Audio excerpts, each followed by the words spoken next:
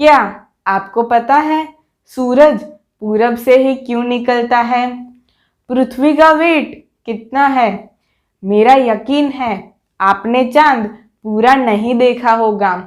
तो स्वागत है आपका मेरी यूट्यूब चैनल शिवम टॉक्स में। आज कुछ ऐसी ही रोचक बातें और रोचक तथ्य मेरी नई सीरीज माय फेवरेट फैक्ट्स में जानेंगे। तो चलिए शुरू करते हैं। पिछले साल मैं केरल गया था। वहाँ मुझे अथिरापल्ली वाटरफॉल्स देखने का मौका मिला। बाहुबली की शुरुआत इसी वाटरफॉल्स से तो होती है। समय मिले तो आप भी यह अद्भुत दृश्य देखने ज़रूर आना। देखने के बाद मेरे मन में एक सवाल आया कि which is the highest waterfall in the world?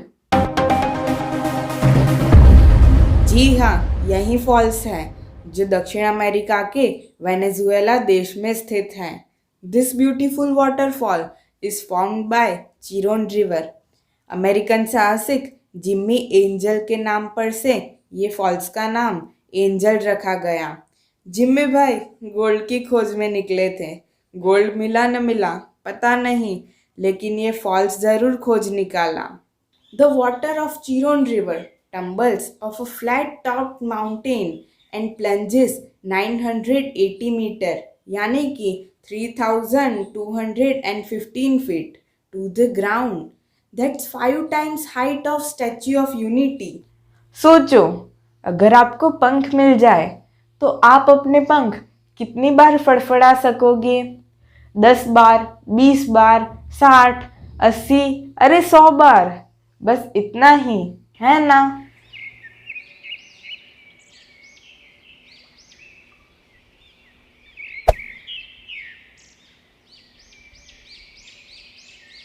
Humming bird ज़्यादातर दक्षिण अमेरिका में पाए जाते हैं।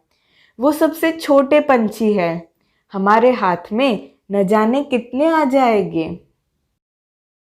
वो एक ही जगह स्थिर रह सकते हैं। रिवर्स में भी उड़ सकते हैं। इतना ही नहीं, हमिंग बर्ड 1 मिनट में यानी कि 60 सेकेंड में 100-200 नहीं, पूरे 1200 बार अपने पंख फड़फड़ा सकते हैं। है ना आश्चर्य की बात। ब्रह्मांड का सबसे अद्भुत ग्रह है हमारी पृथ्वी। यह न केवल हमारा पशु पक्षी जीव जंतु वनस्पति सबका घर है। इसी पर हम रहते हैं, फल फूलते हैं और हमारा कद वजन भी बढ़ाते रहते हैं। लेकिन आपने कभी ये सोचा कि पृथ्वी का वजन कितना होगा? पृथ्वी का वजन किस तरह से होता होगा? चलिए जानते हैं। पहले हमको वेट और मास के बारे में समझना है। Both are different things. अगर इस बॉल को मैं एक फ्लैट सरफेस पर रख दूं, तो अर्थ की ग्रेविटी के कारण ये बॉल एक्सीलरेट होगा। यह सरफेस पर जितना फोर्स लगाएगा वही उसका वेट होगा। और इस बॉल में रहे मैटर को हम उसका मास कहेंगे। हम मास का तो पता लगा सकते हैं, यानी पृथ्वी कितने किलो की है वो बता सकते हैं। फंडा सिंपल है।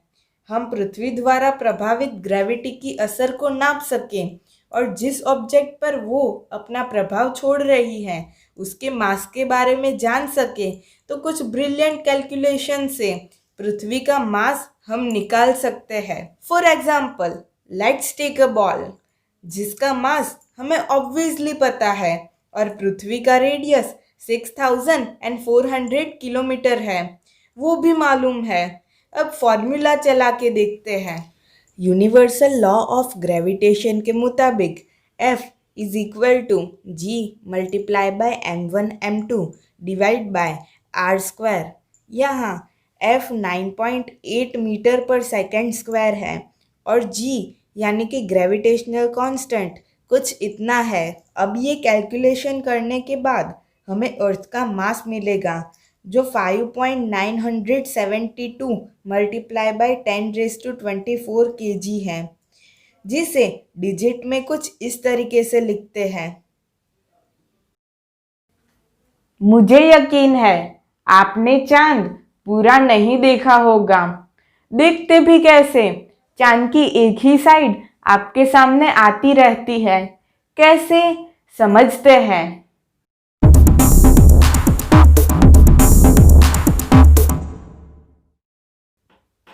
दोस्तों, यह तो हम सभी जानते हैं कि चांद पृथ्वी का एकमात्र प्राकृतिक उपग्रह है।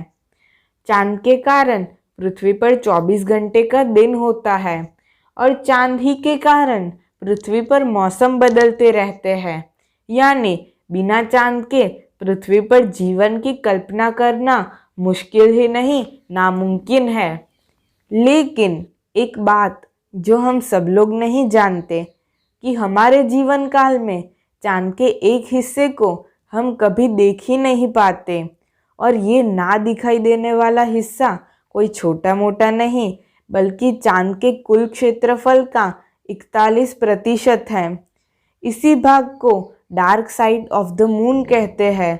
आखिर ऐसा क्यों होता है, देखते हैं। चांद हमारी धरती के चारों ओर एक खास प्रकार से रोटेट करता है।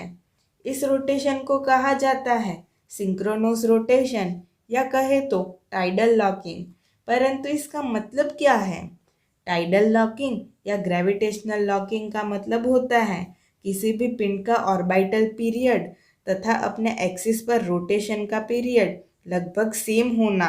इसके कारण ऑर्बिट कर रहे पिंड का एक साइड हमेशा उसके ऑर्बिटल सेंटर की ओर रहेगा और दूसरा भाग हमेशा उसके पीछे की ओर। अर्थ के अराउंड चांद का ऑर्बिटल ड्यूरेशन है इतना, और वहीं चांद का एक दिन या कहे तो अपने एक्सिस पर एक रोटेशन पूरा करने में लगता समय करीब इतना है। यानी कि चांद अपनी एक्सिस पर लगभग उतनी ही स्पीड से घूमता है जितनी स्पीड से वो धरती के चारों ओर घूमता है। अर्थ भी चांद की तरह अपनी एक्सिस पर रोटेट करती है। इसके कारण एक समय ऐसा भी आता है जब मून की फार साइड अर्थ की तरफ होती है, लेकिन अफसोस उस समय सूरज की रोशनी चांद की फार साइड तक नहीं पहुंच पाती। इसी कारण से हम हमेशा चांद के केवल एक ही हिस्से को देख पाते हैं और वो है near side of moon. Experience तो ये है कि चांद और सूरज की कहानियां सुनना सबको अच्छा लगता है, लेकिन किसी ने पूछ लिया तो कि why does sun rise in east and set in west, तो हाथ अपने आप सर पे चला जाएगा। यही होता है ना?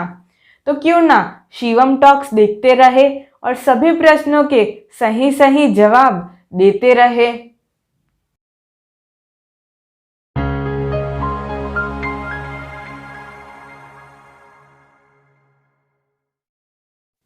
सोचो, आप एक ट्रेन में बैठे हो। ट्रेन अपने ट्रैक पर दौड़ना शुरू करती है। प्लेटफॉर्म पर खड़े लोग, इमारतें और खेतों में खड़े पेड़ सब ऑपोजिट यानी कि पीछे की ओर जाते हुए दिखते हैं। बस यही होता है अर्थ के साथ। ट्रेन की तरह अर्थ मूव करती है जिसमें हम बैठे हैं। बाहर दिखाई देने वाली चीज है सूरज। इन शॉर्ट, अर्थ अपनी एक्सिस पर west to east counter clockwise गति करती है। इसलिए सूरज की रोशनी पूरब से दिखाई देनी शुरू होती है। इससे प्रतीत होता है कि सूरज पूरब से निकलता है और पश्चिम में डूबता है, सेट होता है। तो फ्रेंड्स, आपको मेरा ये वीडियो कैसा लगा ज़रूर बताइएगा। तब तक के लिए गुड बाय।